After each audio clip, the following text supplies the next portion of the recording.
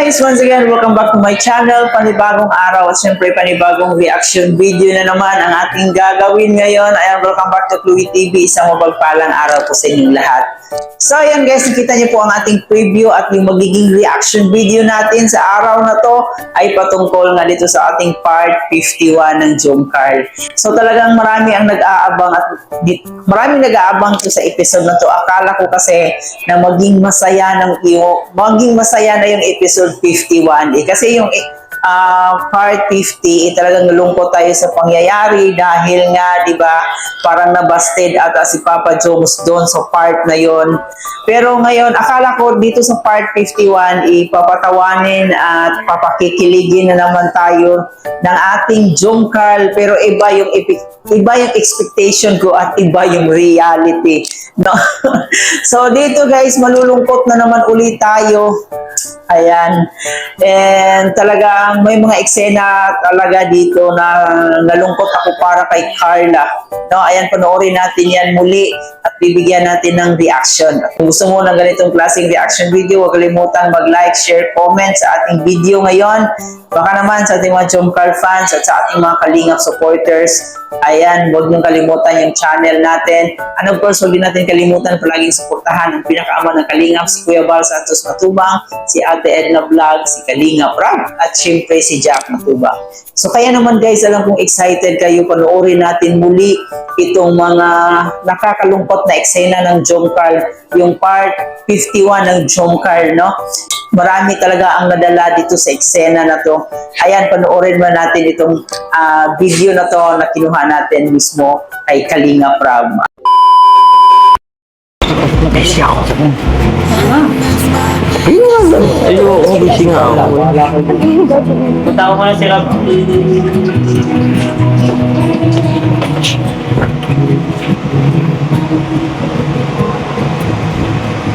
Ano po?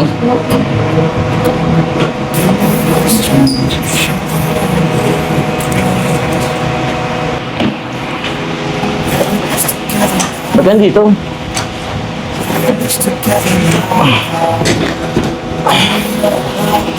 Pasok ka muna. Sige, pasok ka muna.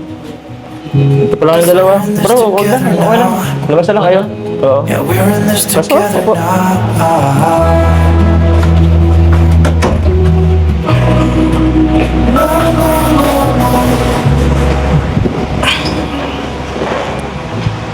Ba't pa lang dito kayo? Pinapasundo ka po ni Kuya Rab.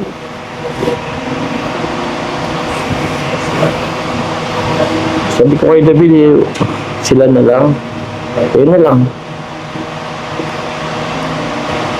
Okay ka lang po ba? Oo. Ayos lang ako. Ano? Dapat sabihin lang kay Kuya Rob mo. Next time na lang. Pas mo na ako sa ngayon. Bakit po? Wala. Wala ako sa diwa mo yan. Okay lang ako. Ang ganda po ng buhok mo. Ha? Buko? Hindi, wala to. Lakasan mo yata ako eh. Maganda ba? So, ba't medyo humingiti ka dyan? Bagay po sa iyo. Hmm? Bagay sa akin? Hindi ah. Sakto lang yan. Pagupit lang ako kanina.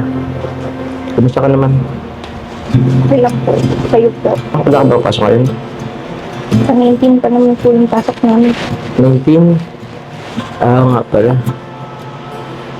Natuloy ba yung paglipat mo? Teacher ka na? Okay. Tara na po. Nag-aantay po sila Kuya Rab sa labas. Baba. Pwedeng pass mo lang ako ngayon. Sabi mo si Kuya Rob mo. Hindi mo na ako masama. Ngayon lang naman. Siguro next time sa ngayon. Wala akong ano eh. Parang wala akong ganong lumabas ngayon. Kaya na lang. Tsaka busy rin ako.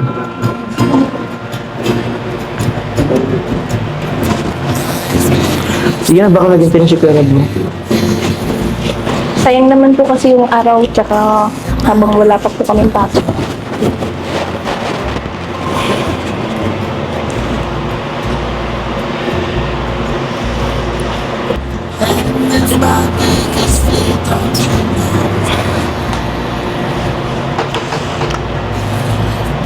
Hindi na katingin.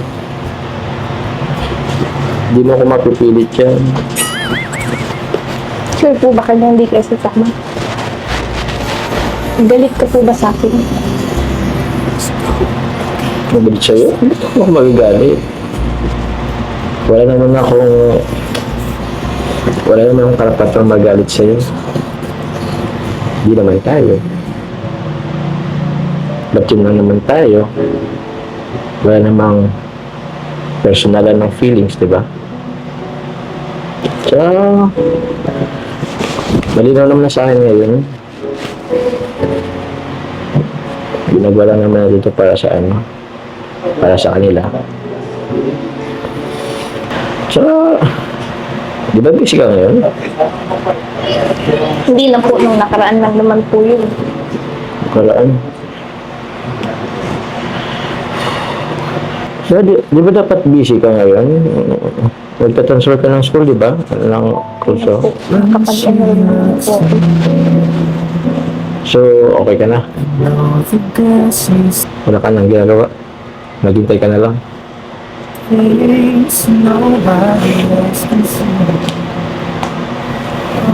Sige na. Wala ka na?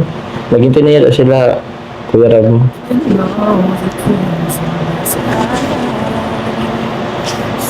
Kaya po ba ganyan ka kasi dahil dun sa nasabi ko nung nakaraan. Ano? Sorry na po. Sorry na kasi pagod lang naman ako nun. Tsaka dami ko din pong iniisip. Okay lang naman. Tsaka, naintindihan ko naman na ayaw mo pa. O di ka nga siguro ready. Siguro, sa na talaga wala akong gana siya ngayon. Pero, mga ilang araw lang naman ito. Magiging okay lang naman ako ngayon. Sa ngayon lang talaga, wala pa talaga sa diwa ako.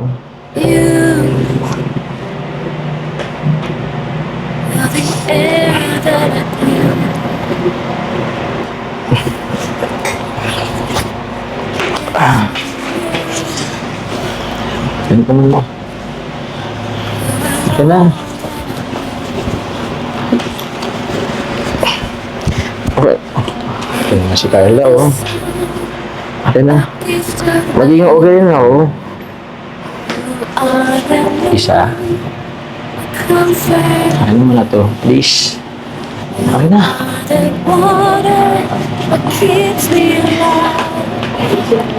Carla, pasensya na muna.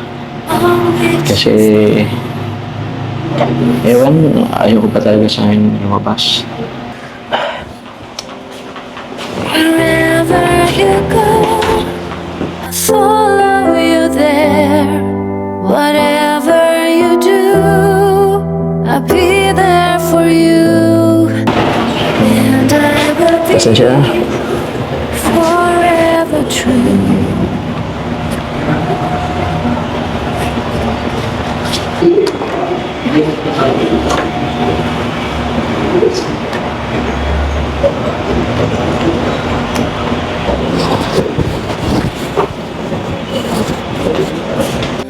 Forever, for all future days. Wherever you go, I follow you there. Whatever you do, I'll be there for you. So yun nga po guys, no, na talagang nakakalungkot naman yung part na talagang ano tawag dito, binuksan na ni Papa Jones yung pintuan para palabasin si Carla. Talagang nalungkot ako para kay Carla doon. Grabe talaga, tago sa puso yung nararamdaman ko para kay Carla. And syempre naiintindihan din natin si Papa Jones, di ba? Hindi din ganon kadali pag kapag na-reject. Ayun, gano'n naman talaga yung panliligaw. Hindi naman sa lahat ng panahon na approve ka, di ba? So, dapat more effort pa, Papa Joms, no? Sabi nga nila, dapat ipakita mo talaga na karapat dapat ka. Hindi naman ibig sabihin siguro na yung part 50, talagang totally busted na talaga si Papa Joms, no? Parang rejected na. So, wala pa eh. Sabi nga ni Carla dito sa part 51, naguguluhan pa siya at marami pa siyang mga, marami siyang iniisip sa panahon na yon. Masasabi talaga natin napakarong timing ng panahon na yon kung bakit ba talaga nag-propose si Papa Jom sa mga oras na yon. Alam naman niya na maraming pinagdadaanan na itong si Carla. So dito sa part 51 talagang nabaliktad yung eksena. So dito parang si Carla na naman yung nanuyo kay Papa Joms at si Papa Joms naman yung medyo galit. Dito halo-halo yung emotions eh. Merong nakakatuwang eksena pero talagang nangingigbabaw yung lungkot natin dito sa part 51. And yun pa nga guys, good news na rin po para sa ating mga ka-Jomcar fans na yun, approve na po ni Kalinga Prab na mag-ship na nga si Carla ng bagong kurso.